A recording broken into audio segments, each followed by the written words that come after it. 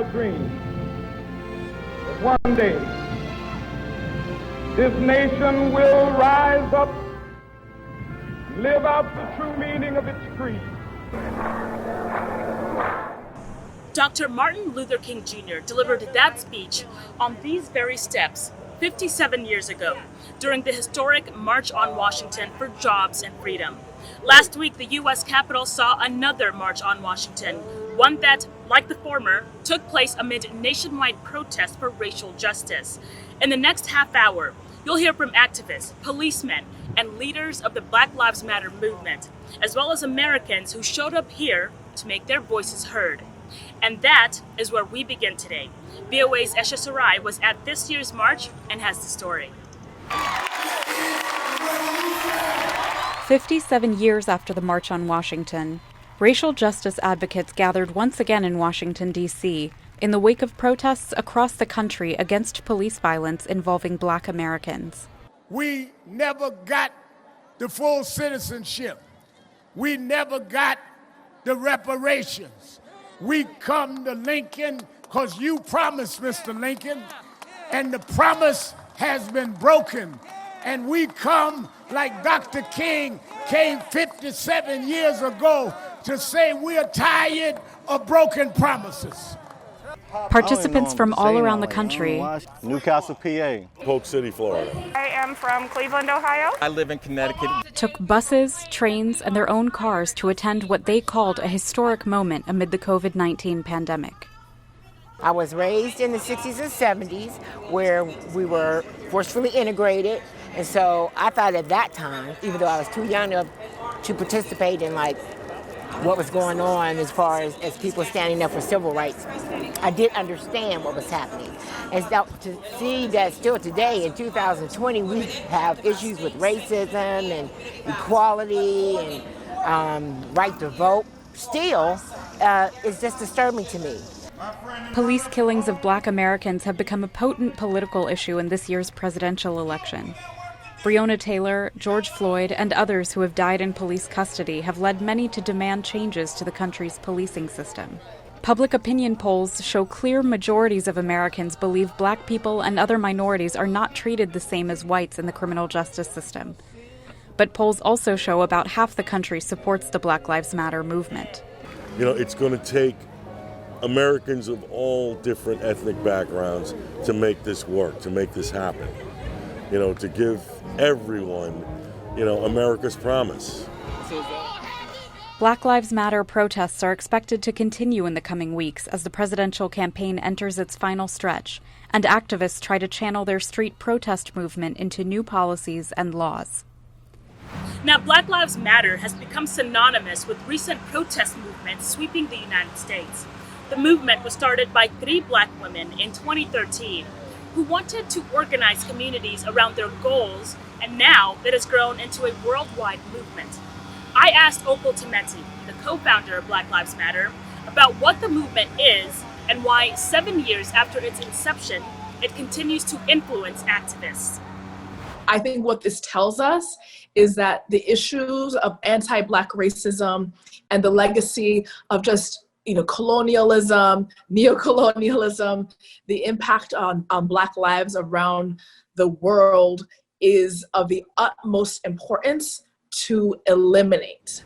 Opal is the daughter of Nigerian parents, and she tells me that her African background informs her approach to activism. African identity reminds me of that, and it reminds me that our ancestors have been part of this struggle and are beckoning us to rise up and reclaim what is ours and to rectify the injustices that have been plaguing our communities for far too long. Our thanks to Opal for her time. Now, the protest movement that began in the U.S. has had a global impact. As Henry Ridgwell reports from London, new research shows how events in the U.S. drove worldwide debates surrounding race on social media. Black Lives Matter protests erupted across the world following the death of George Floyd on May 25th, from London and cities across Britain to Paris, Berlin, Tokyo, Sydney and Auckland. The movement went far beyond the streets. it dominated cyberspace too. The US-based Pew Research Center has tracked the Twitter activity of lawmakers for the past 2 years in Britain, Canada, Australia and New Zealand. George Floyd's death and the Black Lives Matter protests drove online conversations around race. Prior to George Floyd's killing, very few had used the phrase Black Lives Matter or hashtags related to that movement, only about 4%. And now we see that after George Floyd's killing, those who are weighing in on these topics shoots up to about half. Continuing protests in the US prompted debates on domestic race relations in many other countries. 69% in Australia who were talking about George Floyd or the Black Lives Matter movement also began to talk about Indigenous people in their countries, the same with a majority of the legislators in New Zealand. Almost 2/3 of all British lawmakers using Twitter posted messages about George Floyd or Black Lives Matter. Most tweeted support and solidarity for the protesters. Many used the Black Lives Matter hashtag to highlight perceived racial inequality in Britain. The protests in solidarity, for instance, in the United Kingdom, personally, I don't think that's just about the US. It's also recognizing that this systemic racism exists here in the UK. Around 1/3 of the surveyed legislators in Britain posted tweets critical of President Trump's handling of the protests. 20% of British lawmakers posted messages critical of the demonstrations, with right-leaning MPs far more likely to oppose them. Some lawmakers were critical of the protesters gathering despite the coronavirus pandemic. Legislators were talking about the coronavirus in respect to the protests, but then also turned that conversation to the fact that non-white groups within the UK are suffering worse outcomes. In the weeks since the death of George Floyd, statues of slave traders have been torn down, colonial histories are being rewritten, and demands for racial equality have become louder, amplified by social media. Henry Ridgewell for VOA News, London. Thank you, Henry, for bringing us that story. And speaking of social media, we'd love to hear your thoughts on protesting. Find us on Facebook, Instagram, and Twitter. Our handle is @VOA Our Voices. After the break, my co-host Katie Adams Fitzpatrick gives us a look at alternative voices, and candidates of the U.S. presidential election also weigh in. But first, we spoke to demonstrators about what is motivating them to protest. There is going to be a time when this stops, right? So what goes on from there? Are we making sure that we are in a place where we are setting up the right kind of support systems for our movement? And even if right now this is just making sure people who are walking the streets are hydrated, that they're fed, that they're able to keep marching, we need to start with that. There's so much chaos that is going, but it's also so important to recognize the love and the power that is also beginning to show, and the revolution that is coming with young people being aware and self-aware and using art to really bring about light. And I was thinking about today, like, if I get arrested, what am I to say to a judge? And the only thing I can think of is it is my right to protest. It is my right to be peaceful.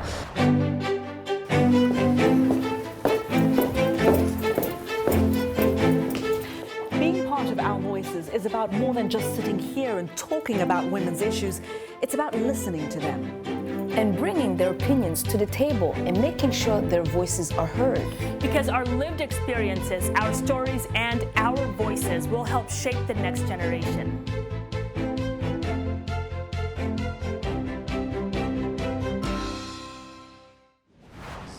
When it comes to the Black Lives Matter movement, U.S. media reports 60% of Americans approve of Black Lives Matter, but 40% do not. And there are also people who do not agree with the recent form the protests have taken. Ayen, some who disagree with Black Lives Matter say they don't understand its goals. Others say the movement appears to have diverged from its intended purpose. Take a look. I think that the Black Lives Matter movement that is now shaking down corporations all across the world should be absolutely ashamed of themselves to piggyback the heritage of African Americans in this country who have moved themselves to the place where based on their ancestry, they were only dreaming of being. The 39% of African Americans that live in the suburbs, and the 20% that have told pollsters that they are conservatives. That is not who Black Lives Matter represents, and it is embarrassing that they're prancing through this country the way they are as domestic terrorists, shaking down corporations and forcing businesses to give them the types of money they're given so that we can just see more of the same in our most distressed zip codes. It's been an emotional roller coaster. You know, you see a lot of people in support bringing unification. Beautiful, but ugly at the same time. You know, of course we've seen the looting. I was right in the heart of it. I saw, you know, how intense things can be in the midst of people being upset. And, you know, this is 400 years plus of oppression that we're talking about, that people are finally starting to come together and use unification. Street protests and the violence sometimes associated with them have become important issues in this year's presidential race. At the Republican National Convention, President Trump called racial equality demonstrators anarchists and criticized Democrats for allegedly condoning violence committed by these groups to maintain the political support of African American voters. If the Democrat Party wants to stand with anarchists, agitators, rioters, looters, and flag burners, that is up to them. But I, as your president, will not be a part of it. Democratic candidate Joe Biden has denounced any violence committed by supporters or opponents. It's lawlessness, plain and simple. And those who do it should be prosecuted. Violence will not bring change. It will only bring destruction. There were violent protests in Wisconsin after a black man was shot by a white police officer. President Donald Trump visited the city of Kenosha and campaigned on a message of law and order. VOA's White House correspondent Patsy Widakuswara has the story. Protests and counter-protests greeted President Donald Trump's visit to Kenosha, Wisconsin, following violent unrest over the police shooting of Jacob Blake on August 23rd. The black man was shot 7 times in the back by a white police officer trying to arrest him. Defying statements from the Kenosha mayor and Wisconsin governor, who say the president's visit will trigger more racial tension, Trump toured a business area burnt down during the unrest. And we're going to help them a lot. I think we're going to help them a lot. Trump met with law enforcement, but not the Blake family. He pushed a message of law and order to tamp down months of sometimes violent protests around the country, wading deeper into the debate over racial tension ahead of the November election. This week, Trump suggested that a white teenager accused of fatally shooting 2 people with a semi-automatic weapon during the Kenosha unrest may have acted in self-defense, prompting more criticism, including from Democratic presidential nominee Joe Biden. Fires are burning and we have a president who fans the flames rather than fighting the flames. But we must not burn. We have to build. Trump blamed Democrats for enabling the violence, which he called domestic terror. Reckless far-left politicians continue to push the destructive message that our nation and our law enforcement are oppressive or racist. The president's response to racial unrest is becoming a key election issue, with some research suggesting it may motivate black voters to come to the polls. But despite the Trump campaign's laser focus on law and order, ultimately it may not change many minds. Support, particularly among whites, for the protest movement has declined somewhat, but in a highly polarized country, Trump's base of support is stable, Biden's base of support is stable, and we're just not seeing that much movement despite news events. Still, the Trump campaign is making an appeal to white suburban voters concerned by the violence, particularly in swing states such as Wisconsin. Patsy Widakuswara, VOA News.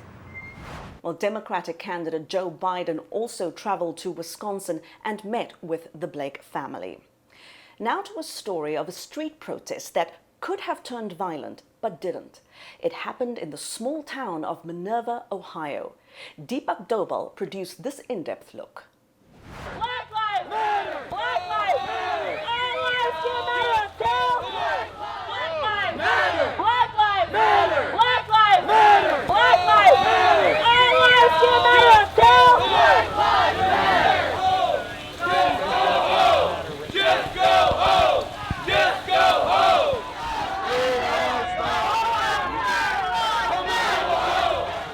They just burned a Black Lives Matter flag. That's all right. They can be disrespectful. There was no need to disrespect them. It was very clear to me quickly that we were not dealing with a hostile group of people who are here to wreck and pillage things. I went there yesterday not exactly knowing what to expect, but knowing what I've seen on TV, a large crowd of Black Lives Matter protesters, a violent crowd of Black Lives Matter protesters. So that's what I went prepared and to help stop any damage to my friends and families and businesses there in the town.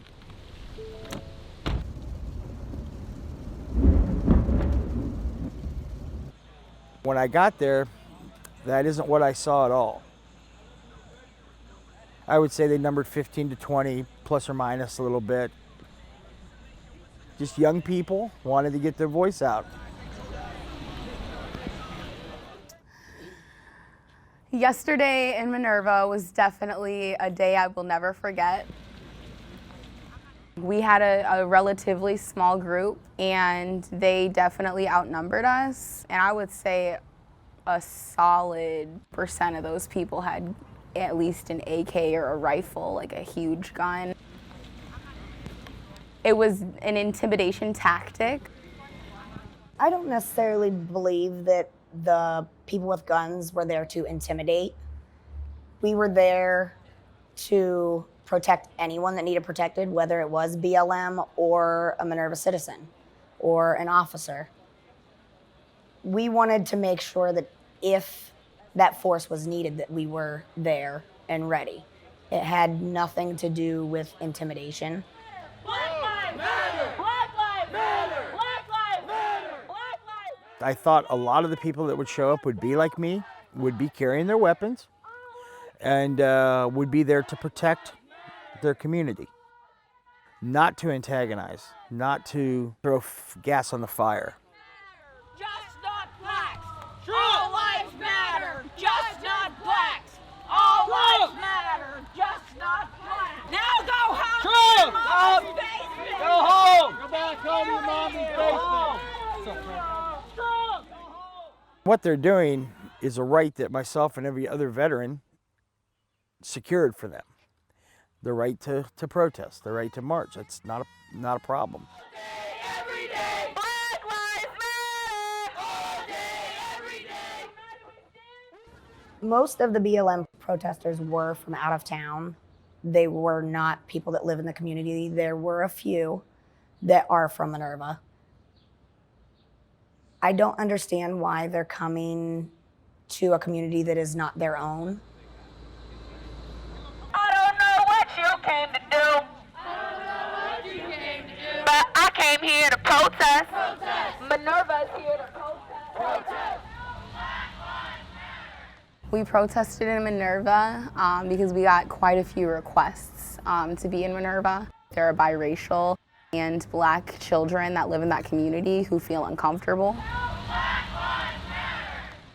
In Minerva and other small towns, we go educate people and try to have people that are afraid to stand up to come out of their houses and be on the street with us.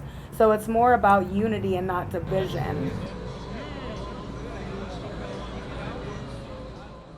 Typically when we're in bigger cities, a lot of the issue stems from their police.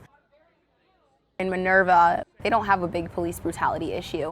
So when we're here in Canton, a lot of the things that we say are, hey, hey, ho, ho, these racist cops have got to go, or no justice, no peace, no racist police. We did refrain from those types of chants yesterday. One of the bigger, messages that we were getting at yesterday is that the color of my skin shouldn't matter, but it does. That's what we're out here for. You know what? White people are being violated too. They are. But how can Black Lives Matter? It's all lives matter. My life matters. When somebody says Black Lives Matter, small town America hears only Black Lives Matter. I believe that's where the Black Lives Matter gets off track with your middle American people. Unfortunately, I do believe that racism still exists in America. I think it's not the way people envision it. When I say people, I mean people like myself, your everyday white person, okay? We have no animosity towards any other groups of people, any ethnicities, but the racism is so ingrained that we don't even realize we're doing it. In my opinion, Mr. Floyd was murdered by that police officer right there on video. And it hurt me. It hurt me very badly that this happened in my country. A country that so many people from the very beginning have sacrificed, some of them everything, their lives, to make a different kind of country. No, because the police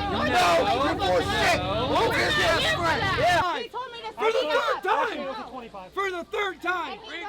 When people were yelling and screaming, all lives matter, white lives matter, you're racist, threatening dogs and guns, I was hurt, but my other emotion was just kind of, wow, this is why we're here.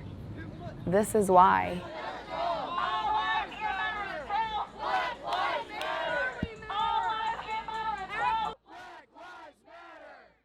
When we say Black Lives Matter, we're not saying only Black Lives Matter. We're simply saying that there's a crisis in the Black community. We need to do what we can in our own cities to make a change. Thank you. The way that they conducted themselves was very instrumental in changing a lot of people's minds. There it is right there. People that showed up probably were not going to burn our town down, but you don't know unless you show up. There were people there saying the N-word. There was some old guy that said it over and over again, and I wanted to smack the F out of him because that's wrong. There were the few that were not a good representation of this town. Towards the end, though, it did have positive. Like, everybody did start talking. There were positive talks at the end. Even though people were still coming in the back and still yelling and having their opinion, there were still positive talks that happened. No, and I understand you guys fight, but your fight ain't here. No, but when the conversation that we had today was important. We got to see where they were coming from, civilly. A lot of people, when we have counter-protesters, all they want to do is riot. They are the rioters. Today, that was a different story. They protested their city. We protested our message. We did what we have to do. We all upheld our First Amendment right, and I'm very proud of Minerva for doing that. So make some noise, Minerva. Whether the outcome was, they were still mad, we didn't feel like we got through. Whatever the outcome was, there was an open dialogue, and that was very productive. After the break, while protesters are calling to defund the police, some are saying, not so fast. More on that when we return.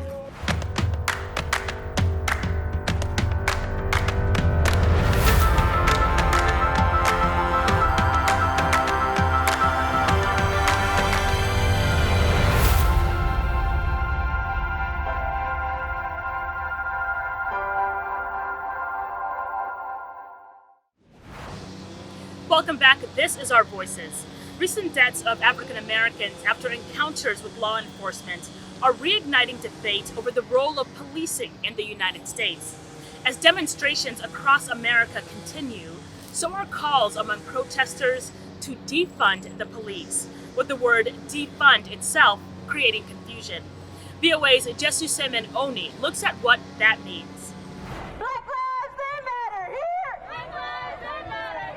Outraged over the death of George Floyd and other Black Americans during police encounters, a growing number of protesters are calling for dismantling the current system of policing in the United States. The police receives billions and billions of dollars in order to brutalize minority communities, specifically Black communities, which is completely unjust. It is oppression, it is racism in its finest. With defund the police becoming a rallying cry, there's growing debate over what that might mean. The dictionary definition of the word is to withdraw funding from, But advocates say, though, it's not about eliminating police departments, but instead diverting funds away from what they consider a militarized force, long accused of racism. It means making sure that the resources that we put into the police that could be better spent on public health and social workers and public services that our communities desperately need are getting those funds as opposed to just going to the police, which are driven primarily in a lot of ways by violence. But not all protesters agree with the broad slogan. We can weed out the bad and keep and bring in the good, then I prefer that.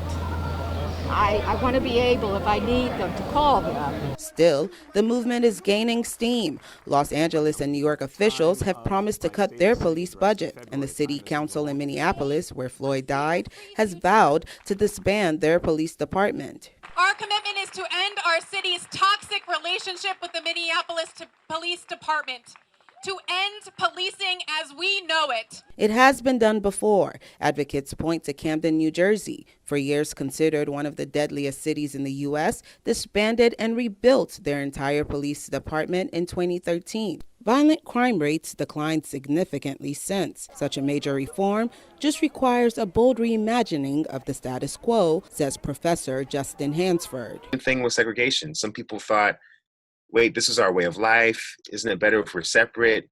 You know, we've been like this for decades, but we were able to fight against segregation. And similarly, I think today with policing, the idea of abolishing it encourages us to think about replacing it with a better system. But opponents to defunding say a one-size-fits-all approach to police reform is a bad idea.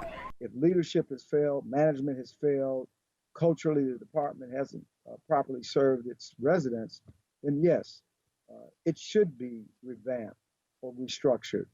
But to just simply say, we're going to dismantle, then what's your plan? And not all police departments are created the same. You can't just do a broad brush. With lawmakers watching as demands to restructure policing in America intensify, the movement is likely to be a hot-button issue in an already polarized election year. Jason Simeoni, VOA News, Washington. As always, thanks to VOA's Jesus Simeoni for sharing her reporting with us. And that brings us to the end of our program. Thank you so much for watching. See you next time.